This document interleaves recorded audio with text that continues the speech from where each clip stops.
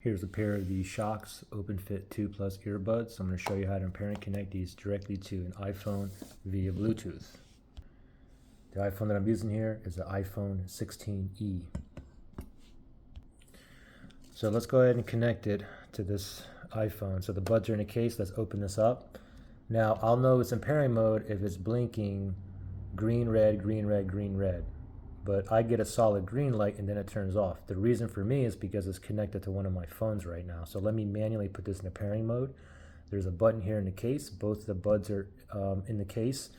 And I'm going to press and hold until it starts blinking green, red, green, red, green, red. Okay, so the button here, ready? Press and hold. Keep holding now. Wait. Okay. Green, red, green, red, green, red. And now it's in pairing mode. So now we're going to shoot over to the phone. We're going to go to settings. And then you want to go to your Bluetooth. Make sure Bluetooth is toggled on. And now we're going to go down. Now see under other devices, that little spinning thing there is searching for devices that's in pairing mode that is near me, which is about 30 feet or so Bluetooth range. It's still in the pairing mode. It did find it, the OpenFit 2 Plus. Let's go ahead and tap on that right there.